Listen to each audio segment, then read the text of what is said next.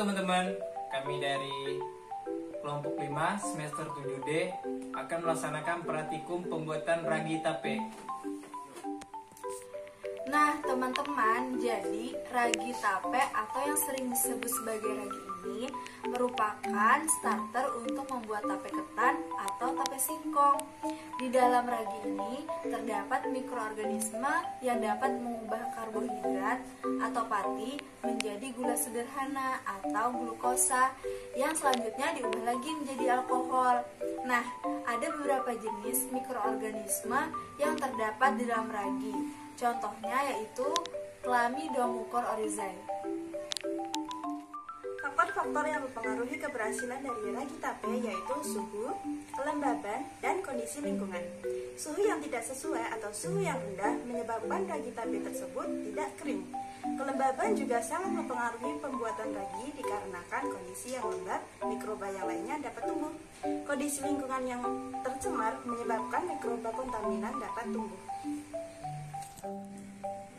Selain itu, faktor-faktor yang dapat mempengaruhi hasil ragi tape ialah faktor ragi dan faktor oksigen. Faktor ragi terbagi menjadi dua, yaitu faktor kualitas dari ragi dan kuantitas ragi. Kualitas ragi akan mempengaruhi hasil dari ragi tape yang dihasilkan, dan kuantitas akan berpengaruh pada tekstur dari ragi tersebut, di mana semakin banyak jumlah dari ragi tape yang ditambahkan akan semakin melunakkan ragi tape tersebut. Yang kedua adalah faktor oksigen.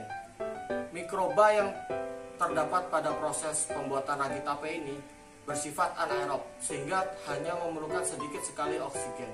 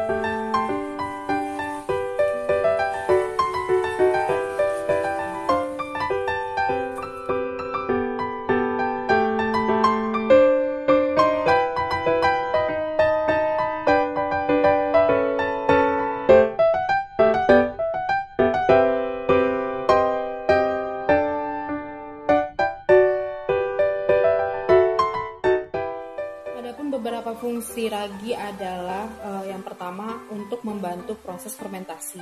Yang kedua adalah untuk memfermentasi karbohidrat yang biasanya terdapat pada pati atau tepung.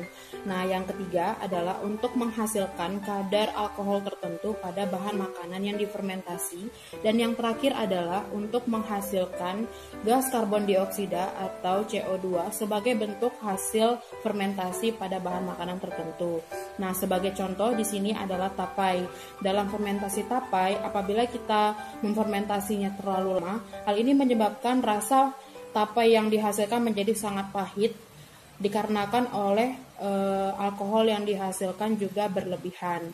Oleh karena itu, apabila kita ingin melakukan pengolahan makanan seperti tapai dan juga hal lainnya yang memerlukan fermentasi, ada baiknya untuk memperhatikan waktu-waktu fermentasi yang disarankan dan jangan melebihi waktu tersebut karena akan berdampak pada hasil makanan yang diperoleh dan juga tentunya kandungan gizi dalam makanan juga akan terpengaruh. Nah, demikian teman-teman. Terima kasih. Nah, pada dasarnya praktikum yang telah kami laksanakan dapat dikatakan berhasil. Namun terdapat beberapa perbedaan terkait hasil dari penggunaan kedua bahan. Yang pertama, dari segi warna, penggunaan bahan tepung beras lebih cenderung putih bersih dibandingkan penggunaan tepung beras ketan. Dan yang kedua, tekstur dari penggunaan tepung beras cenderung lebih keras dan mudah patah berbanding terbalik dengan penggunaan tepung beras ketan yang cenderung lebih lunak dan tidak mudah patah. Nah, selanjutnya apa sih akan kita lakukan dengan ragi-ragi itu? Tunggu apa lagi? Saksikan video kami berikutnya. Terima kasih.